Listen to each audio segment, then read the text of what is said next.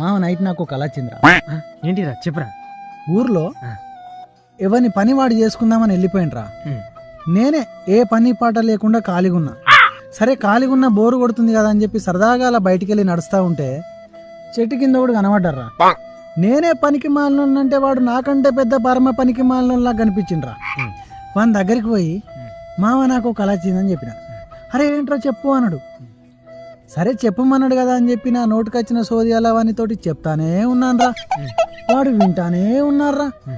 నేను చెప్తానే ఉన్నా వాడు వింటానే ఉన్నాడు. స్టిల్ ఇప్పుడు కూడా చేతిలో వాచ్ పట్టుకొని వాడు వింటానే ఉన్నారా.